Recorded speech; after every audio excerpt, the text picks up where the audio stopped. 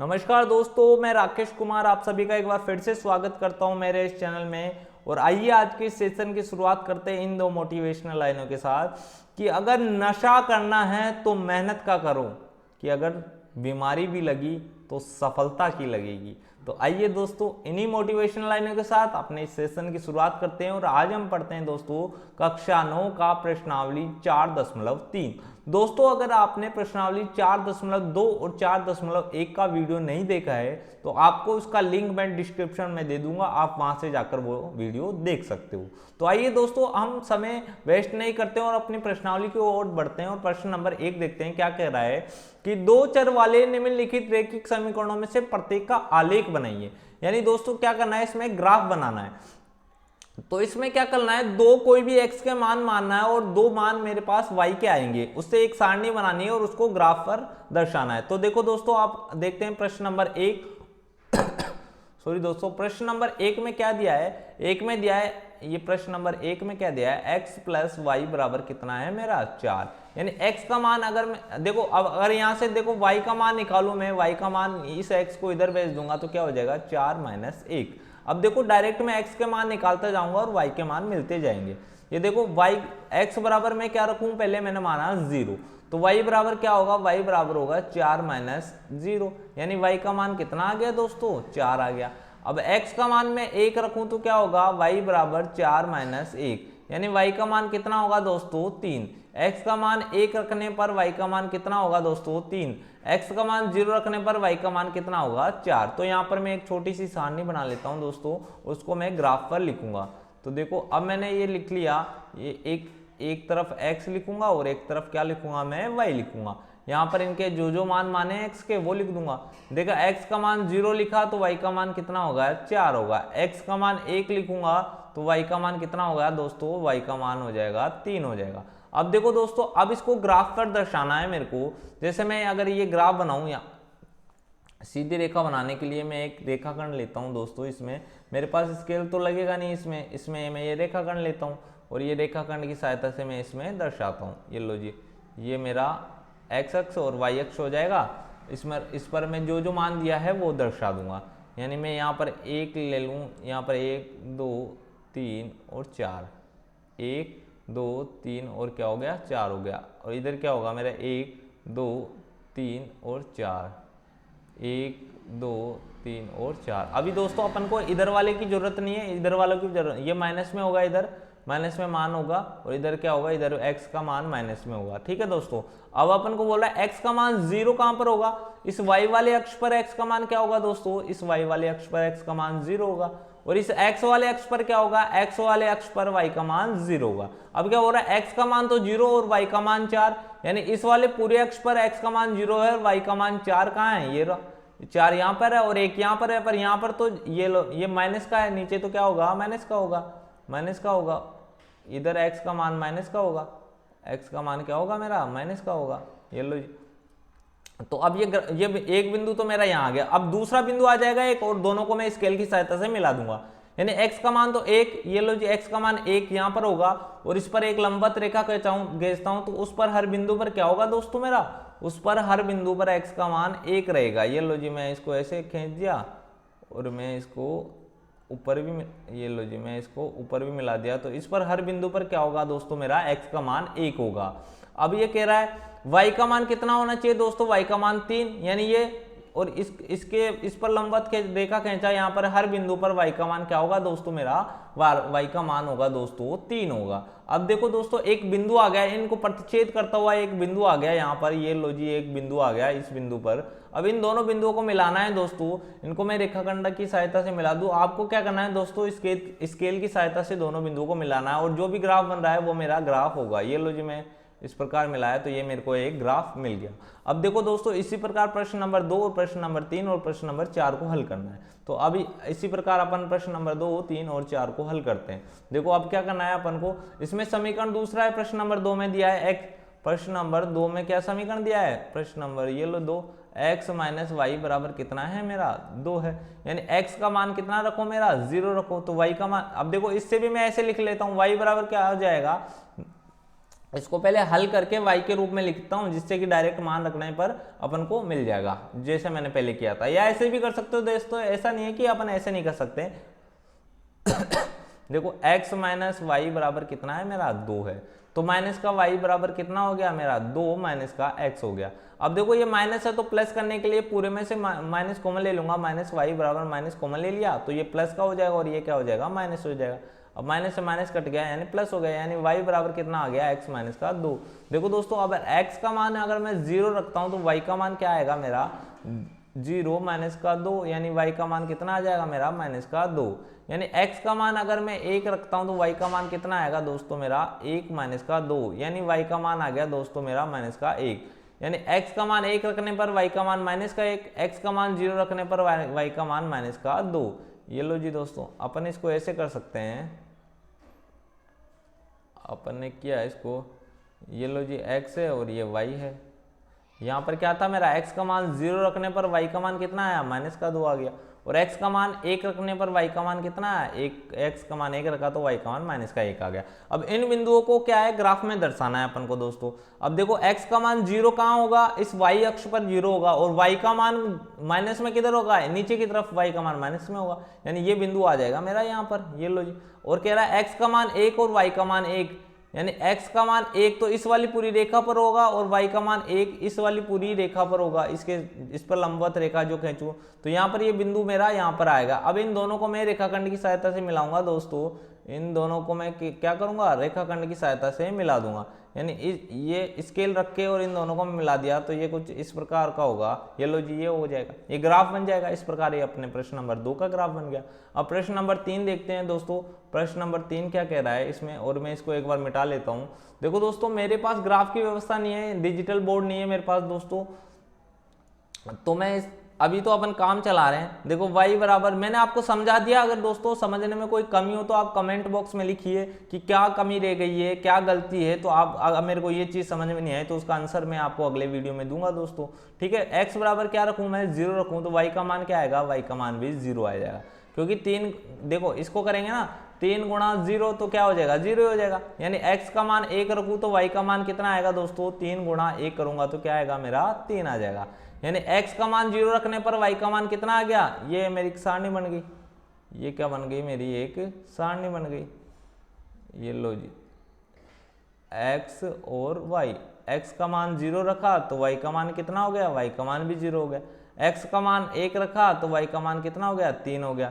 ये तो ये वाला मूल बिंदु तो यहाँ पर होगा 0,0 वाला, तो ठीक है x का मान 1 y का मान 3, x का मान 1 इस वाली जो x पर 1 पर जो लंबवत रेखा खींचेंगे इस पर हर बिंदु पर x का मान 1 होगा, y का मान 3, y का मान 3 यहाँ पर होगा। ये लो जी, ये पहले से खींचा हुआ है तो एक बिंदु तो मेरा ये आ गया, ठीक है। अगर इस बिंदु को मैं मूल बिंदु से मिलाऊं 0,0 वाला ये रहा, तो इसको मेरे को एक रेखाखंड लूंगा और इन दोनों को मिला दूंगा। ये देखो ये ग्राफ कुछ इस प्रकार बनेगा, इस बिंदु को मेरे को मिलाना है, इस बिंदु को मेरे को इस बिंदु से मिलाना है, ये देखो ये ग्राफ इस प्रकार बन गया, ठीक है। अब देखते हैं अपन प्रश्न नंबर 4 क्या कह रहा है दोस्तों। प्रश्न नंबर 4 क्या कह रहा है, और प्रश्न नंबर 4 देखते हैं अपन। अब प्रश्न नंबर 4 में क्या दिया है मेरे को, इधर मिटा लेता हूं दोस्तों इसको एक बार और उसको अच्छे से लिखता हूं फिर मिटाने। दोस्तों अगर आपको कोई भी चीज़ समझ में नहीं आए तो आप बता देना, और मेरे को लगता नहीं है कि मैं इसमें ऐसा कोई पार्ट छोड़ूंगा जो कि आपको समझ में नहीं आए, ठीक है। अब देखो मैंने ये समीकरण लिखा कि 3 बराबर 2x प्लस का y। अगर मैं y का मान निकालूं तो y बराबर कैसे लिख सकता हूँ 3 माइनस का 2x, ठीक है।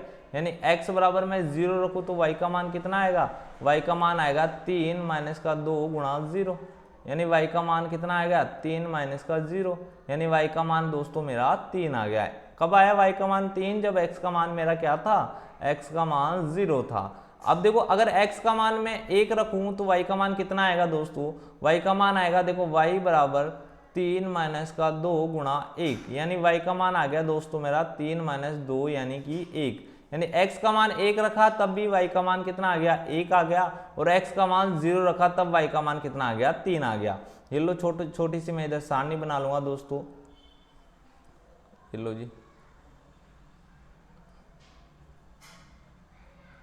ये x होगा ये y होगा, x का मान 0 रखा तो y का मान मेरा कितना आ गया 3 आ गया, और x का मान 1 रखा तो y का मान कितना आ गया, y का मान भी कितना आ गया मेरा दोस्तों 1 आ गया। अब देखो इसमें देखना है, अब y पर 3 मान, y पर 3 तो इस वाली रेखा पर होगा, इस पर जो खींच रखा हूं पहले ही, और x का मान 0 होना चाहिए, तो x का मान 0 तो इस वाले बिंदु पर ही होगा। इस वाली जो ये वाली जो रेखा है इस पर x का मान 0 और y का मान जो दे रखा है वो होगा, ठीक है। y का मान 3 यहाँ पर है, और क्या बोल रहा है x का मान 1 और y का मान 1, ये x का मान 1 इस वाली रेखा पर होगा दोस्तों, इस वाली पर, और देखो y का मान 1 यानी इस जो इसके लंबवत ये रेखा खींच दिया तो यहाँ पर क्या होगा मेरा y का मान 1 होगा, यानी ये बिंदु दोस्तों यहाँ आ जाएगा। अब क्या करना है मेरे को, इसको इससे मिला देना है दोस्तों।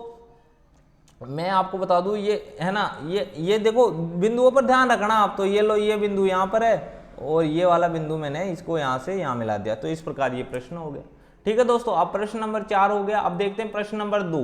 ये तो पहले प्रश्न के अपने पार्ट थे इसलिए अपने कर लिया। प्रश्न नंबर 2 देखते हैं क्या कह रहा है कि बिंदु 2,14 से होकर जाने वाली रेखाओं के समीकरण लिखिए इस प्रकार की और कितनी रेखाएं हो सकती है। अब देखो दोस्तों ये रेखा का समीकरण दिया है मेरे को, रेखा का समीकरण बनाना है, रेखा का समीकरण बनाना है। यहाँ पर बिंदु दिया है कि 2,14, ये कोई बिंदु है वो उस रेखा पर स्थित है जिसका समीकरण बनाना है आपको।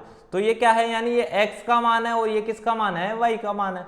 ये देखो जिससे मैंने आंख बंद करके ऐसे लिख दिया x प्लस वाई, और बराबर का निशान लगाऊंगा तब मेरा समीकरण बन जाएगा। अब बराबर में कितना आएगा, देखो x का मान तो मेरा 2 है और y का मान 14 है, 2 + 14 करेंगे तो कितना आ गया, 16 आ गया। ये लो जी, तो एक समीकरण तो मेरा ये बन गया। अब ऐसे ही मैं वाला भाई प्लस ही क्यों करूं, मैं तो माइनस भी करूंगा, ये कर ले भाई x - y। अब कितना आएगा, कितना वो देख ले, x का मान तो 2 और y का मान 14, तो -14 करेंगे तो -12। ये लो जी दूसरा समीकरण ये बन गया। तो इसी प्रकार आप दोस्तों कितनी भी समीकरण बना सकते हो। 2 समीकरण मैंने बना के बता दी, आप 2x + 3y करके, 4x + 5y करके कितना भी कैसे भी बना सकते हो, उसका मान आपको नहीं समझ में आ जाएगा इससे, ठीक है। अब देखते हैं प्रश्न नंबर 3। प्रश्न नंबर 3 क्या कह रहा है। अब देखो दोस्तों प्रश्न नंबर 2 में ही प्रश्न नंबर 3 हल हो रहा है। आप ध्यान से देखो कि अगर ये वाली जो रेखा है, ये रेखा है, इस पर अगर ये बिंदु है तो अगर LHS वालों का मान रखोगे तो ये 16 के बराबर ही आएगा। मतलब LHS बराबर क्या आएगा मेरा, LHS बराबर क्या आएगा, RHS आएगा। तो अगर ये बिंदु है तो ये होना चाहिए। देखो अब ये 3y बराबर ax प्लस का 7, यानी क्या होना चाहिए। अब देखो y का मान तो इसमें है 4, y का मान कितना है 4, यानी 3 × 4 करेंगे तो कितना आएगा मेरा 12 आ जाएगा।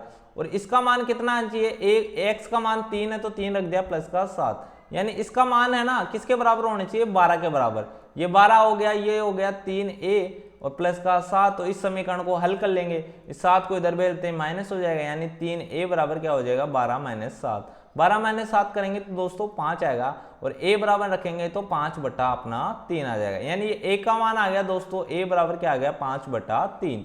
तो a का मान ही ज्ञात करना था। इस प्रकार अपना ये प्रश्न हल हो गया। अब प्रश्न नंबर 4 देखते हैं दोस्तों।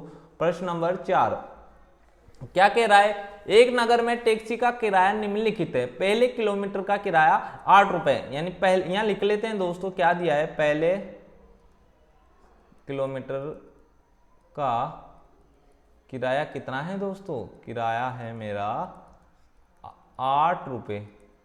और अदर का कितना है, मतलब पहले के बाद जो भी है, मतलब ये उसके बाद किसके बाद, पहले के बाद किलोमीटर का किराया कितना है मेरा 5 रुपए है दोस्तों, किराया है 5 रुपए।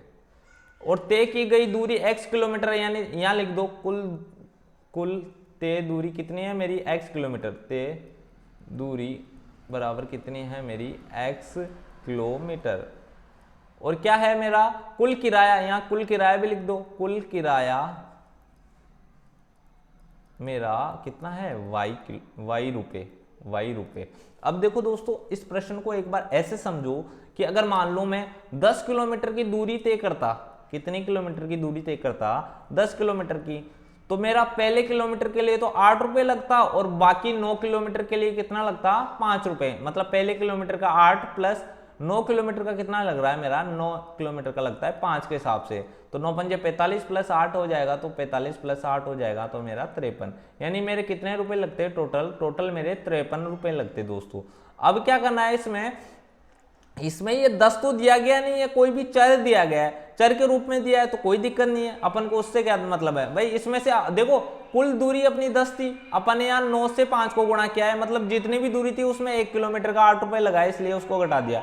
अब देखो क्या करना है दोस्तों, अपन को जैसे कुल दूरी x है तो पहले किलोमीटर के लिए चले तो 1 किलोमीटर के लिए तो 8 के हिसाब से किराया लगा और 1 घटा दिया, जो टोटल थी उसमें से 1 घटा दिया, टोटल मेरी x है और उसमें से कितना घटाया मैंने, 1 घटाया। तो ये मतलब जो बची हुई दूरी है ना 1 किलोमीटर के बाद जितनी भी दूरी बचेगा उस पर कितना लगेगा, 5 रुपए लगेंगे। यानी ये किसके बराबर होना चाहिए, टोटल किराया कितना है मेरा y है, ये y के बराबर होना चाहिए। तो ये हो गया 8 प्लस का 5x माइनस का 5 बराबर क्या हो गया y। अब देखो दोस्तों 5 को जब गुणा करेंगे तो पहले x से गुणा करेंगे और फिर माइनस है तो माइनस लगाएंगे और फिर 1 से गुणा करेंगे तो 5 आ जाएगा। अब देखो दोस्तों 8 में से 5 गया तो कितना बचेगा, 3 बचेगा, यानी 5x प्लस का 3 बराबर क्या आ गया मेरा y। ये एक मेरा समीकरण बन गया दोस्तों। अब देखो इसमें x के भिन्न भिन्न मान लेने और y के 2 मान आ जाएंगे। x के 2 मान, जैसे मैंने x का मान 0 लिया तो y का मान कितना आएगा मेरा, y बराबर 5 गुणा 0 प्लस का 3, यानी 5 को 0 से गुणा किया तो 0 ही और प्लस 3 किया तो 3 आ गया, यानी y का मान कितना आया दोस्तों मेरा 3 आ गया। x का मान में अगर 1 लूँ तो y का मान कितना आएगा दोस्तों, y बराबर 5 गुणा 1 प्लस का 3, यानी y बराबर कितना आ गया मेरा 8 आ गया। ये देखो दोस्तों y बराबर कितना आ गया मेरा 8 आ गया। ये लो जी, ये मैं ग्राफ बनाऊँ, इसमें x के मान लेने और y के मान लेने। देखो x का मान अगर मैंने 0 लिया तो y का मान कितना आया मेरा 3 आ गया, y का मान कितना आ गया दोस्तों मेरा 3 आ गया। अगर x का मान मैं 1 ले रहा हूँ तो y का मान कितना आ रहा है, y का मान आ रहा है मेरा 8। x का मान मैंने 1 लिया, ये लो जी x का मान 1 लिया तो y का मान कितना आ गया 8। तो देखो दोस्तों इसको मैं ग्राफ पे बनाता हूँ, एक बार इसको मैं ग्राफ पे बनाता हूँ। ये लो ये ग्राफ है मेरा। अब इसमें देखो x का मान तो देखो यहाँ पर मैं मान लिख लेता हूँ, x का मान 0 तो y का मान 3, x का मान 0 तो y का मान 3, ये लो x का मान 0 तो y का मान 3 यहाँ पर बनेगा। x इस वाली रेखा पर पूरी पर x का मान 0 है, इस पर y का मान 0, तो x का मान 0 इसी पर होगा और y का मान 3 यहाँ पर है। और क्या है दूसरा बिंदु क्या था मेरा, x का मान 1 इस वाली पूरी रेखा पर x का मान 1 होगा और y का मान 8 इस वाली रेखा पर, इसके लंबवत रेखा खींच दिया, इस पर y का मान क्या होगा दोस्तों मेरा, इस पर y का मान 8 होगा। तो ये वाला बिंदु यहाँ हो गया। अब इस वाले बिंदु को इस वाले बिंदु से मिलाना है और इसके लिए मैं एक रेखाखंड ले लेता हूँ दोस्तों और उससे इसको मिला देता हूँ। ये लो जी, मैंने इसको इससे मिला दिया, ये मैंने मिलाया इसको, ये लो ठीक है। तो इस प्रकार ये एक ग्राफ प्राप्त हो गया मेरे को। अब देखते हैं प्रश्न नंबर 5। प्रश्न नंबर 5 क्या कह रहा है दोस्तों, कि क्या कह रहा है कि निम्नलिखित आलेखों में प्रत्येक आलेख के लिए दिए गए विकल्पों में से सही का चयन कीजिए। क्या बोल रहा है कि प्रत्येक में जो भी है उसमें सही का चयन करना है। जैसे ये एक तो 4.3 है और एक 4.6 है और एक क्या है 4.7 है। तो अब देखो इसको मैं देखता हूं, पहले 4.6 के लिए देख रहा हूं।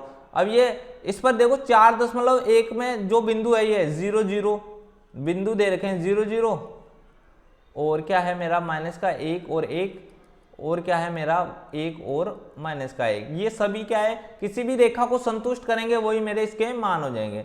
अब देखो 0 0 यानी y का मान 0 रखा तो x का मान भी क्या हो जाएगा, y का मान, ये देखो x का मान 0 रखा तो y का मान भी क्या हो जाएगा मेरा 0 हो जाएगा। अब x का मान में -1 रखूँ तो y का मान क्या होगा मेरा, y का मान भी क्या हो जाएगा -1 हो जाएगा। कब होगा, जब x का मान -1 रखूँ तो y का मान -1 हो जाएगा।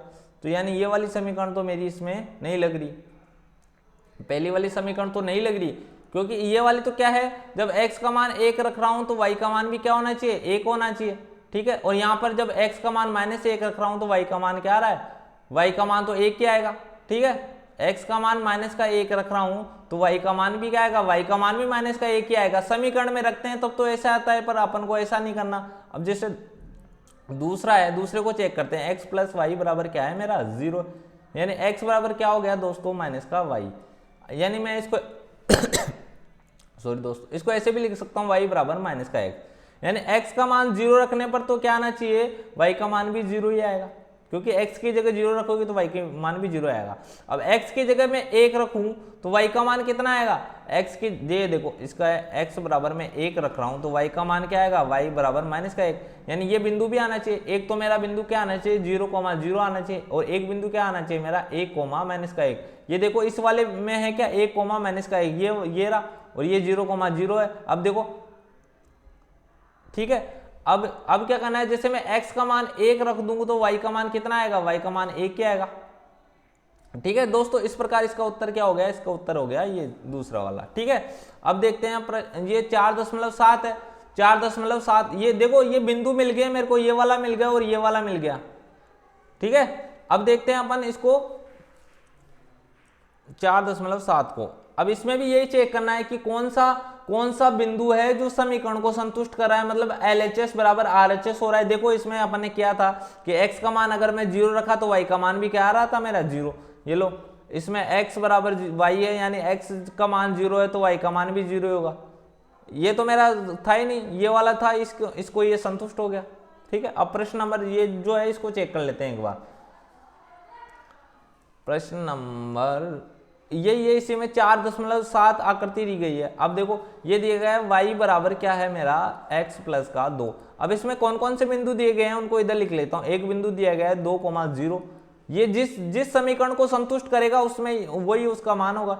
एक दिया है 0,2 और एक दिया है -1,3। अब देखो x का मान जो पहले लिखा है वो x का मान है, तो x का मान 2 रखते हैं, तो अगर y का मान 0 आ रहा है तब तो ये बिंदु होगा, नहीं तो नहीं होगा।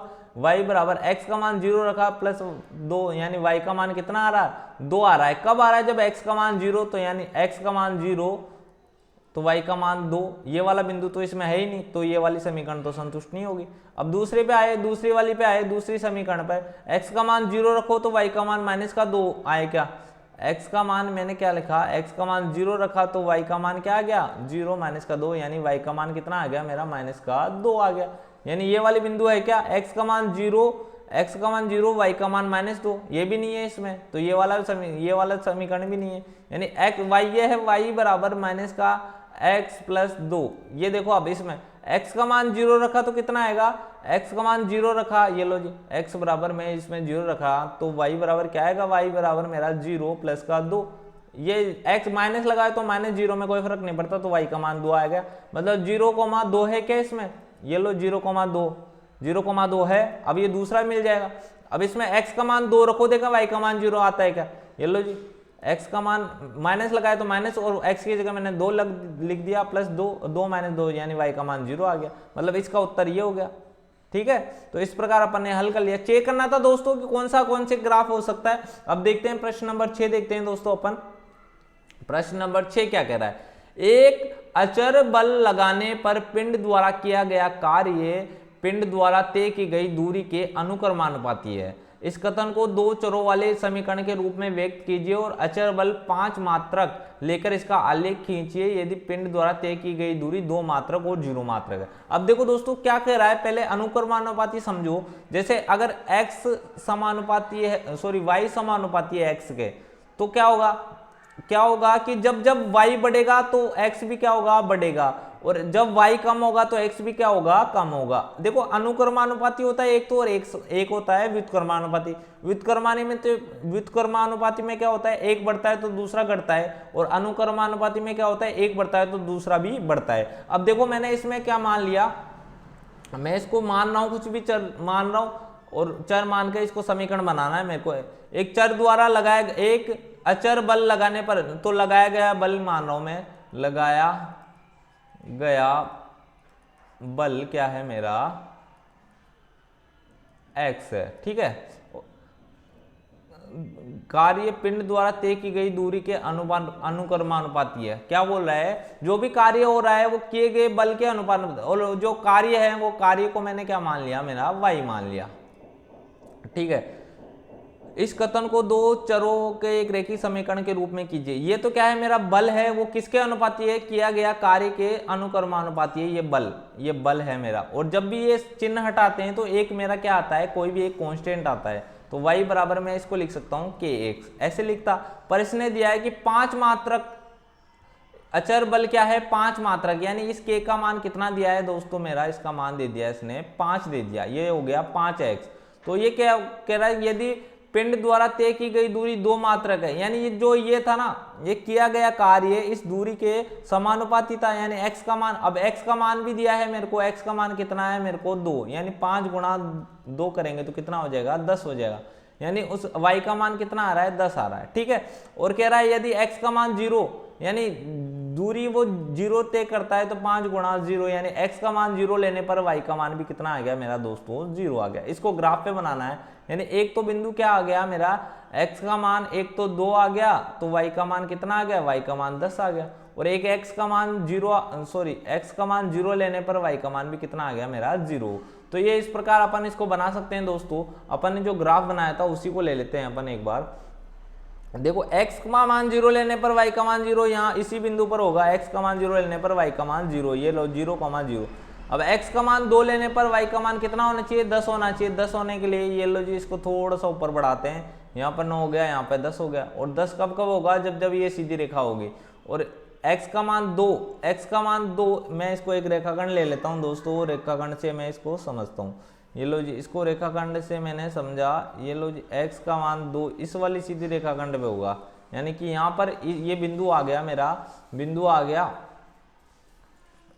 ये लो जी ये बिंदु आ गया मेरा। ये मैं एक बार अच्छे से बता देता हूँ दोस्तों। अगर दोस्तों आपको कोई चीज़ समझ में नहीं आए तो उसको आप कमेंट बॉक्स में लिख दीजिएगा, उसका उत्तर मैं हमेशा दूंगा, और नेक्स्ट वीडियो में आप चेक कर लेना, आपका नाम लूंगा और उसमें आपके उत्तर दूंगा, ठीक है।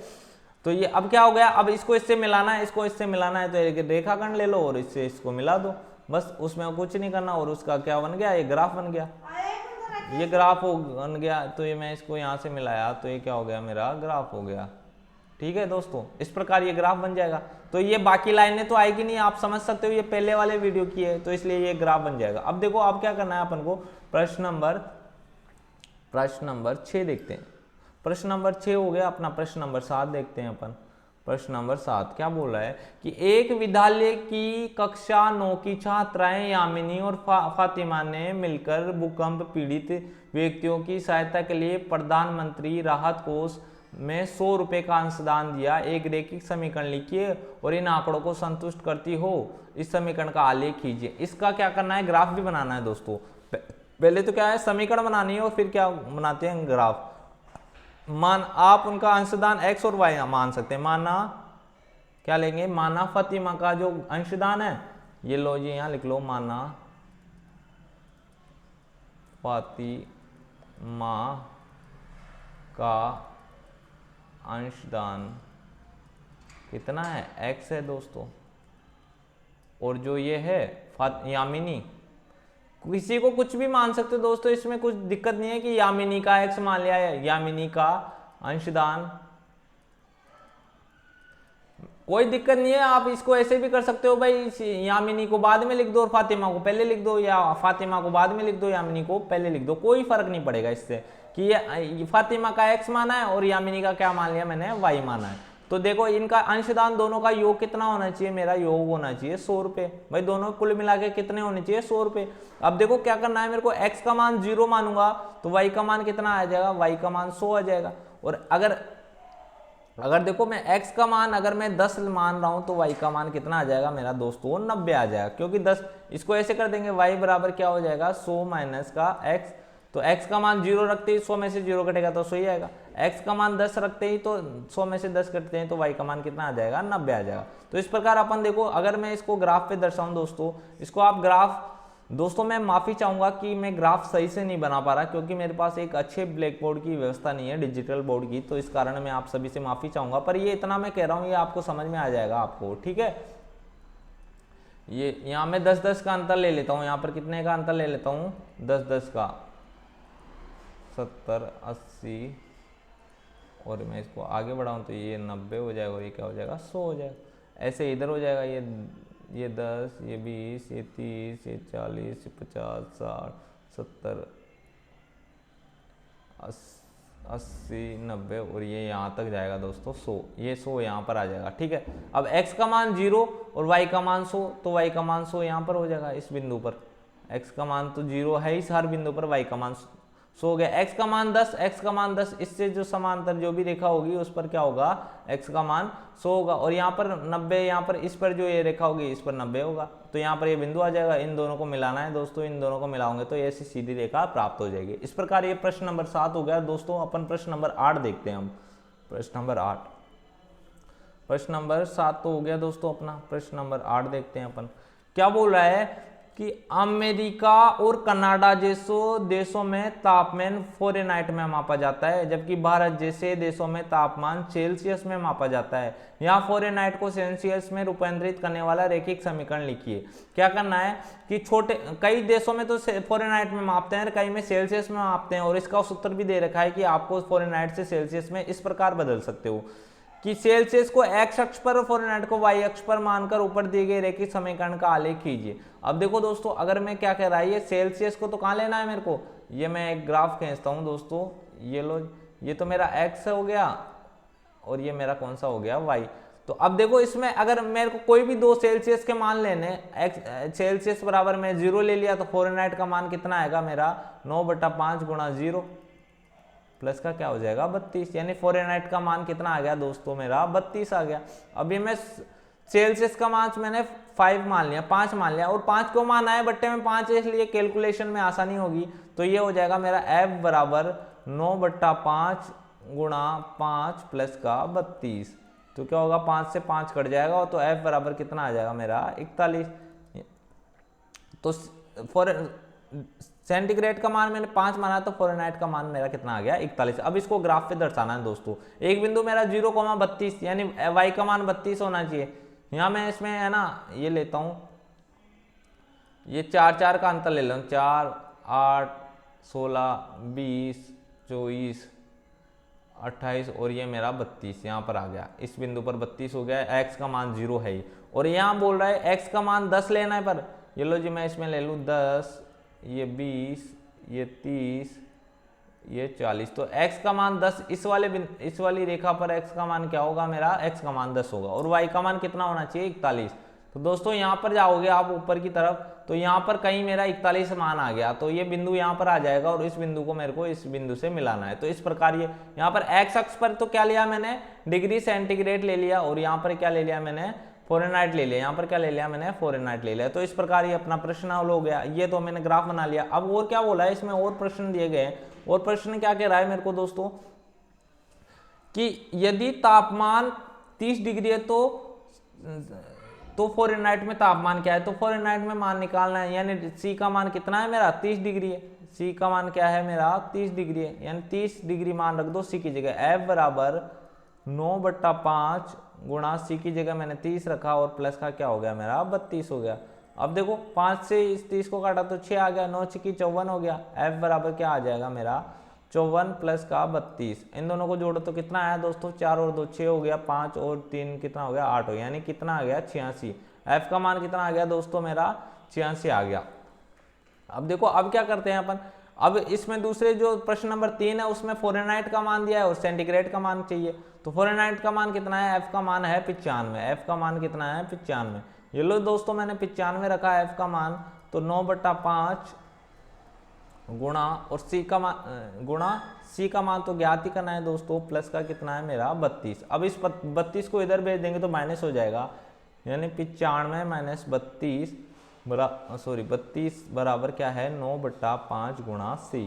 देखो दोस्तों अब क्या होगा, 5 में से 2 गए तो 3 बच गया, और 9 में से 3 गया तो 6, यानी ये हो गया 63 बराबर 9/5 गुणा C। अब ये C का मान चाहिए दोस्तों, इधर लिख देता हूँ। C का बराबर क्या हो जाएगा मेरा 63 गुणा 5 तो ऊपर चले जाएगा, और 9 भाग में चले जाएगा, तो ये 9 से भाग देंगे तो 7 बार जाएगा, और 7 को 5 से गुणा करेंगे तो 35 आएगा, यानी 35 डिग्री सेंटीग्रेड आ जाएगा। फ़ारेनहाइट का मान अगर 95 होगा तो दोस्तों अब मैं इसको मिटा देता हूँ, और उसके बाद जो आगे का प्रश्न है उसको देखते हैं। प्रश्न नंबर क्या है मेरा, प्रश्न नंबर 4। प्रश्न नंबर 4 क्या कह रहा है कि यदि तापमान 0 डिग्री हो और फ़ारेनहाइट में तापमान क्या होगा, यदि तापमान 0 फ़ारेनहाइट हो तो सेल्सियस में तापमान क्या होगा। तो अगर c का मान एक बार तो मेरे को c का मान 0 लेना है और एक बार क्या लेना है मेरे को f का मान दोस्तों 0 लेना है। तो देखो दोस्तों इस दोनों कंडीशन में क्या होगा, यानी f का मान तो निकालना है, कब निकालना है, जब c का मान मेरा 0, ये लो जी 0 प्लस का 32, ये अपन दोनों पहले निकाल चुके हैं। f का मान क्या होगा 32, ये तो 0 हो जाएगा प्लस 32, यानी f बराबर कितना हो जाएगा 32। जब क्या होगा c का मान 0 होगा दोस्तों, यानी f का मान 0 होगा तब c का मान निकालना है, यानी 0 बराबर 9/5 गुणा c प्लस का 32, यानी ये 32 इधर जाते ही माइनस में हो जाएगा दोस्तों। तो ये ऐसे लिख सकते हैं इसको, c गुणा 9/5 बराबर क्या हो जाएगा माइनस का 32। दोस्तों देखो मैंने इसको इधर भेज दिया, ठीक है। अब क्या करना है, 5 को गुणा में लिख दो, c बराबर क्या आ जाएगा माइनस का 32 गुणा 5/9। अब इसको हल कर लो दोस्तों, इसको गुणा करोगे तो माइनस आएगा, और 5 दूनी 10 और 5 ती 15 और 1 16, ये आ जाएगा 160/9 माइनस में, ठीक है। इस प्रकार ये प्रश्न हो गया। प्रश्न नंबर 5 देखते हैं दोस्तों। प्रश्न नंबर 5 में क्या क्या कहा गया है, ये बोल रहा है कि क्या ऐसा भी कोई तापमान है जो फ़ारेनहाइट और सेल्सियस दोनों के लिए संख्यात्मक समान है, यदि हाँ तो उसे ज्ञात कीजिए। यानी जो फ़ारेनहाइट और डिग्री सेंटीग्रेड में मान समान हो सकता है क्या, ऐसा तो माना वो समान संख्या मैंने मान ली, माना क्या है f बराबर भी x है और c बराबर भी क्या है x है। तो देखो दोस्तों x का मान आता है नहीं आता, f की जगह मैंने x रख दिया और 9/5 और गुणा क्या है c की जगह भी क्या रख दिया मैंने x रख दिया, बराबर क्या आ गया मेरा दोस्तों 32 आ गया। अब देखो अब क्या करना है मेरे को, इस 32 को दूसरी तरफ माइनस में भेज दूं मैं, तो ये हो जाएगा x माइनस का 32 बराबर हो गया 9/5 गुणा x। अब क्या करना है, इस 5 को वज्र गुणा कर देंगे, इसके बट्टे में 1 लगाकर दोनों को वज्र गुणा कर देंगे, ठीक है। 5 को x से गुणा किया तो 5x हो गया, और 32 से माइनस है तो माइनस लगा, 32 से 5 दूनी 10 हासिल का 1 5 दिया 15 और 1 क्या हो गया 16 हो गया, बराबर क्या आ गया मेरा 9x हो गया। अब क्या करना है दोस्तों, अब इस 5x को इधर भेज देंगे तो कितना हो जाएगा, ये देखो ये ऐसे हो जाएगा माइनस का 160 बराबर 9x माइनस का 5x इसमें घट जाएगा तो 4x हो जाएगा, यानी ये हो गया माइनस का 160 बराबर क्या आ गया 4x। तो दोस्तों 4x बराबर माइनस का 160 आ रहा है, तो x का मान कितना आ जाएगा मेरा माइनस का 160/4, यानी कितना हो गया 40। x का मान कितना होना है माइनस का 40, यानी माइनस के 40 डिग्री पर फ़ारेनहाइट और सेंटीग्रेड का मान दोस्तों समान होगा। तो दोस्तों इस प्रकार अपन ने प्रश्नावली 4.3 पूरी कर ली है। अगर दोस्तों आपको कोई भी परेशानी हुई है इस प्रश्नावली को समझने में तो आप कमेंट बॉक्स में लिख दीजिएगा, अगले वीडियो में आपको इसका आंसर मिल जाएगा। आपको बस शर्त है आपको ये इतना करना है कि कमेंट में लिखना है और अगला नेक्स्ट वीडियो देखना है, जिससे कि आपको अपने प्रश्न का उत्तर मिल जाए। तो दोस्तों मैं आप सभी से विदा लेना चाहूंगा। धन्यवाद दोस्तों।